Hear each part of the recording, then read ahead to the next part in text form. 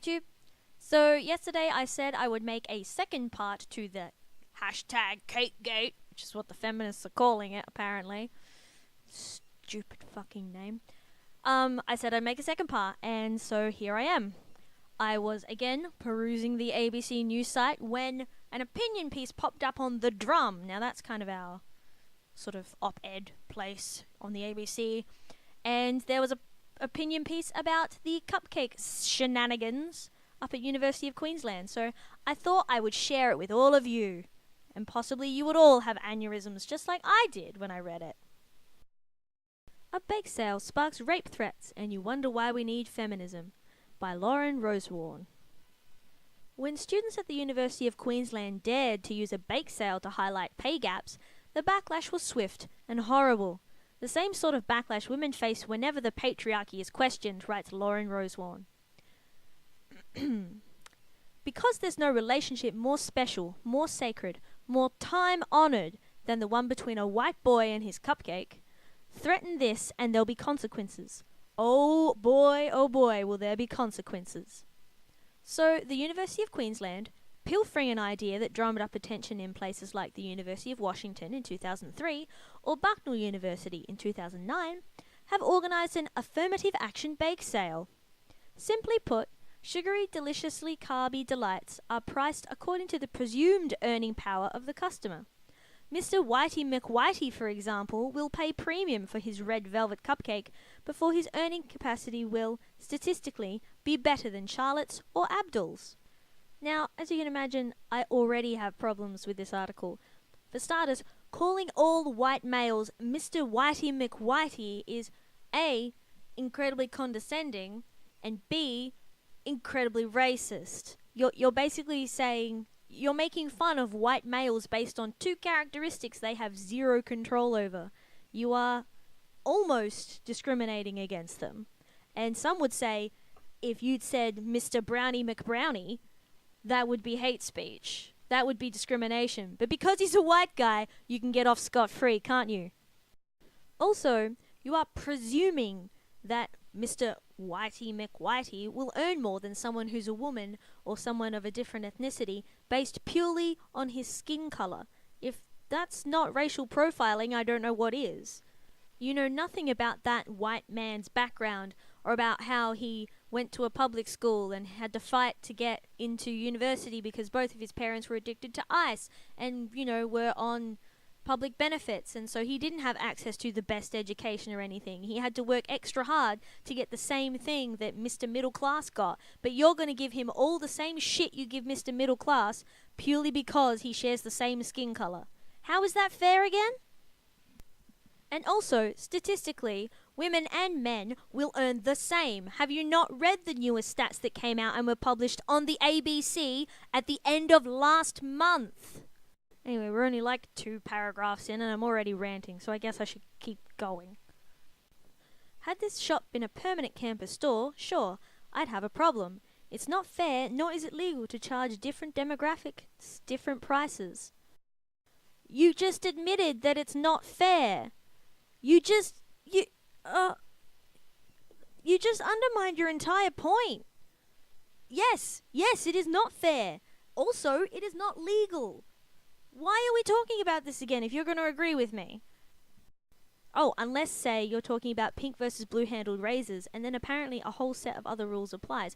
No, because they're different products. If you look at the ingredients for a blue-handled razor and the ingredients for a pink-handled razor, they actually have different ingredients.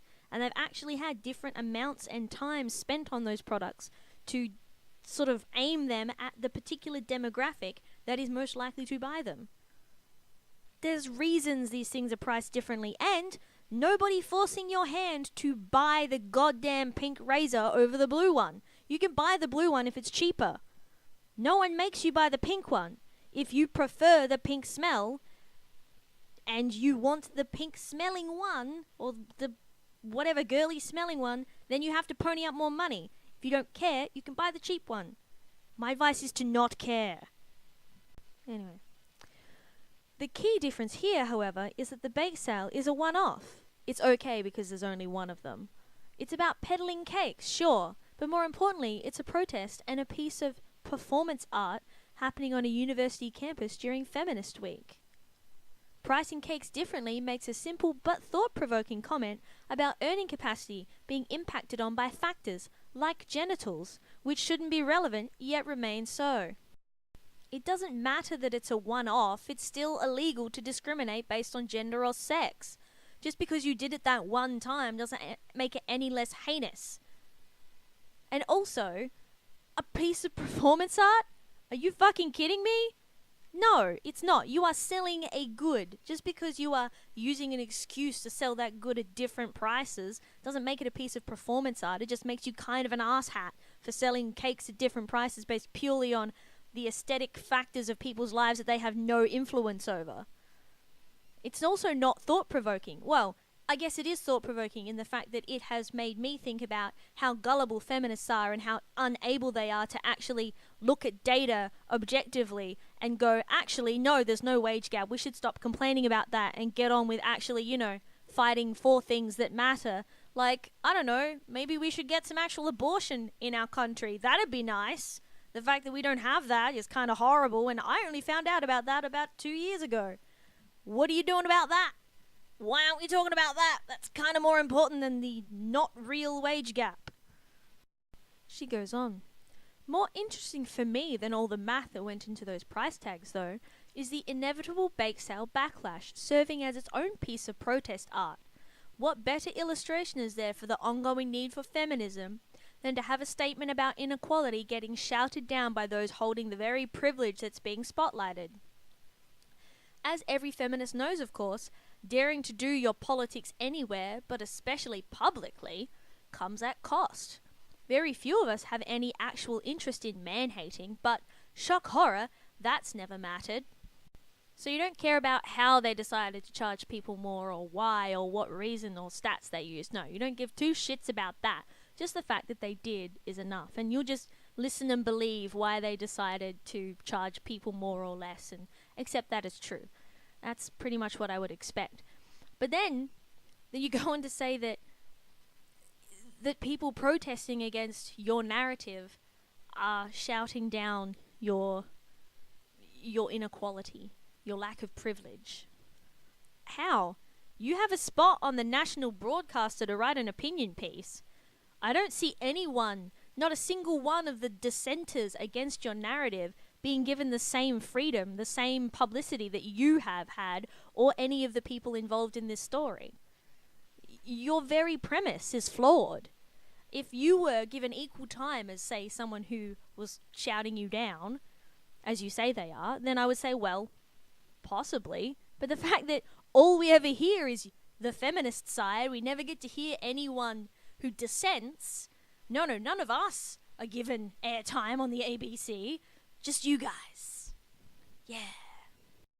And what cost would it be to air your opinions publicly? I don't know, allowing yourself, opening yourself up to public scrutiny, perhaps, for other people who aren't firm believers in your ideology to go, hang on a mo, why are we letting these people dictate what we do and don't do? The things they say are bullshit.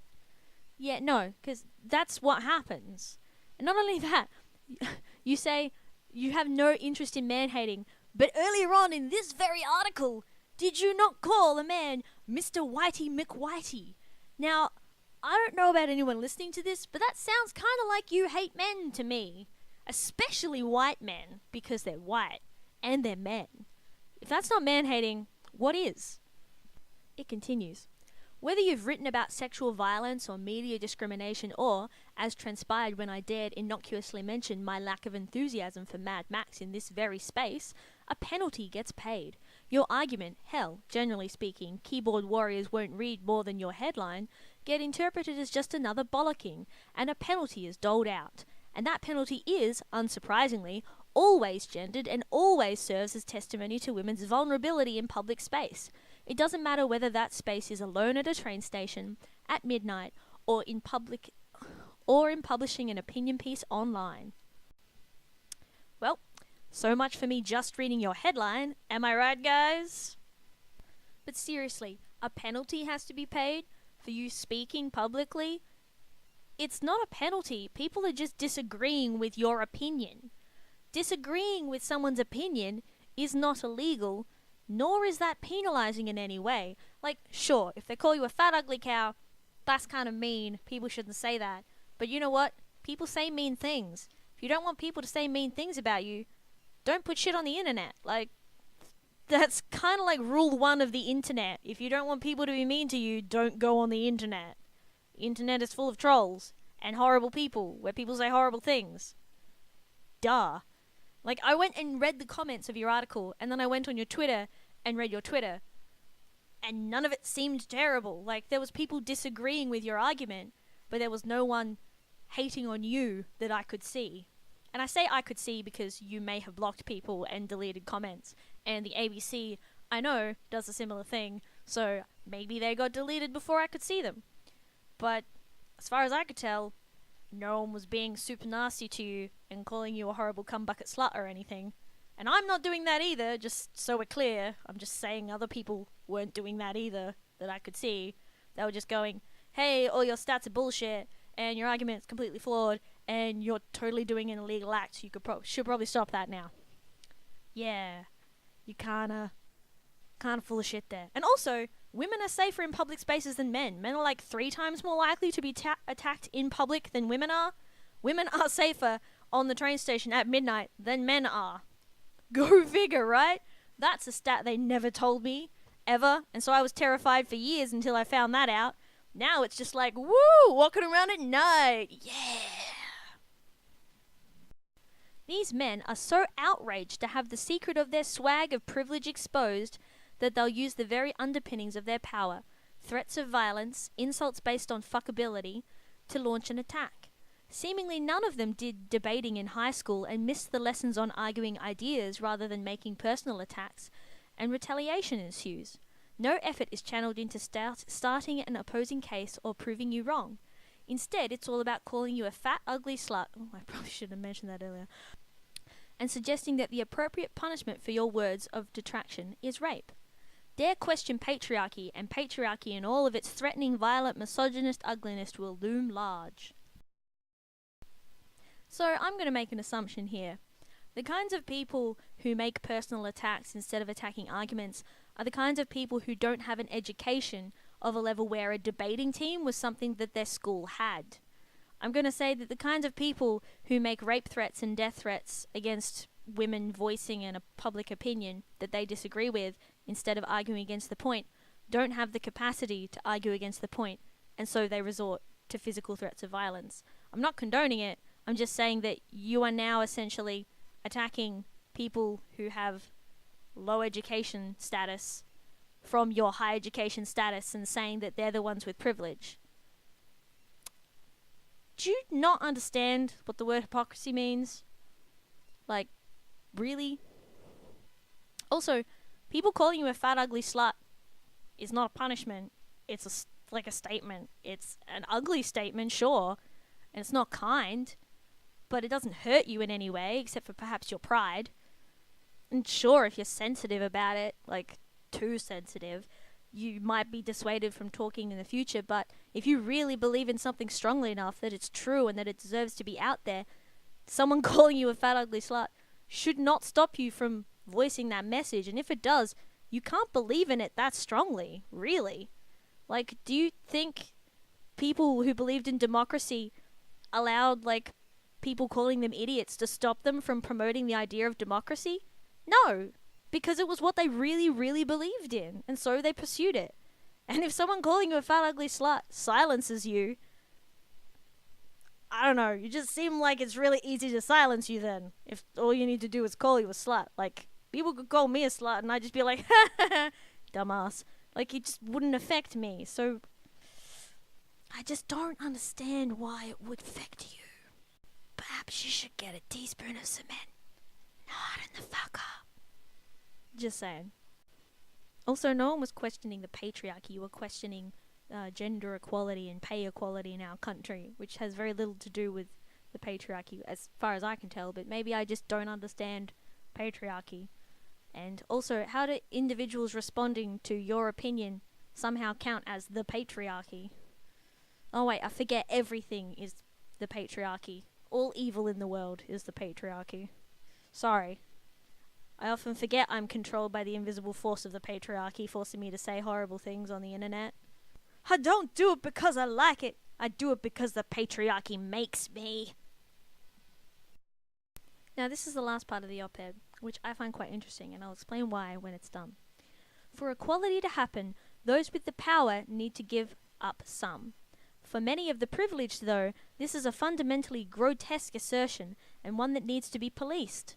Policed through the tactics of abuse, and through threats that remind us of our vulnerability, of the cost of doing our politics, and, ironically, of the grave necessity for our feminism. Now, I think that last paragraph is actually really great if you replace the word feminism with freedom. For equality to happen, those with the power need to give up some. For many of the privileged, though, this is a fundamentally grotesque assertion, and one that needs to be policed. Policed through the tactics of abuse and through threats that remind us of our vulnerability, of the cost of doing our politics, and, ironically, of the grave necessity for our freedom. Isn't that just a beautiful sentiment? People like Dr. Lauren hold all the power in this conversation, and they refuse to give any of it up and discuss anything else but the things they have decided matter the most. And they police this ideology and this focus on their ideology using threats, abuse, name-calling, and defamation of anyone who dare challenges their ideals. And it is this abuse, these slings and arrows that we suffer verbally as well as politically, that actually keeps us motivated to fight against the rhetoric and the politics and try and pursue true equality and freedom for all. At least that's why I keep doing it. Anyway, she basically doesn't actually mention any statistics in this, and all of this is just her unbiased, unvarnished opinion. She's the only opinion piece that was written on this article. There was no MRA or anything, so, you know, fuck balance, which is probably one of the most important tenets for the ABC, but anyway, clearly balance on this issue, not that important. But as you can plainly see from the end of the article, it says, Dr. Lauren Rosewarne is a senior lecturer in the School of Social and Political Sciences at the University of Melbourne. Now, if you go to one of the University of Melbourne sites, you can actually look her up because they have all their staff listed publicly. And you can look her up and actually look at her record. So she's been there since, I think, before 2005.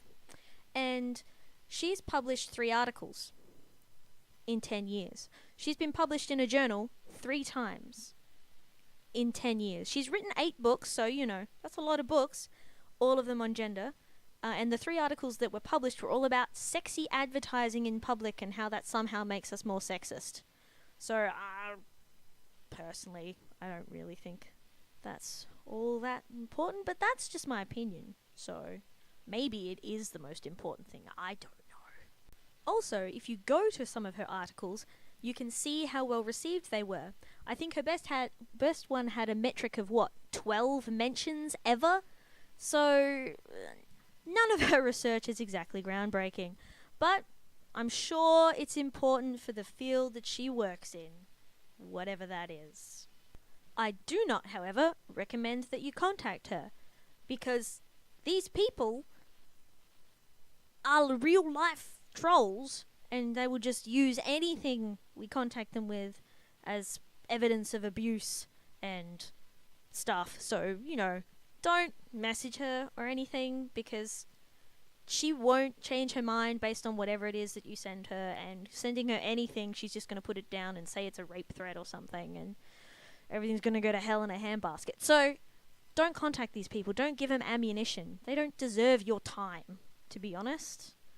People who are on the fence about this, people who are in your day-to-day lives, sure, talk to them about it, but don't talk to these people who are in positions of power and make money off of being in this position, because as long as there's still money in being a feminist, she's never going to change her mind. Ever. So, yeah. Anyway, I hope you enjoyed this video. I kind of enjoyed making it. It's quite cathartic. I feel much better about this whole thing now, which is weird because you think I'd be like even more angry, but for some reason it just made me feel a lot better. Anyway, Thank you for making it this far. I hope you like my new images. They are courtesy of a very good friend of mine who I was terrified of telling about the things I was saying on the internet, and she was like, yeah, awesome, I'll draw you some pictures for it. And I was like, you are the best. So thank you, Ken. Love you. You're awesome. Yeah, and my regular video will be up on Saturday. So yeah. I'll see you guys later.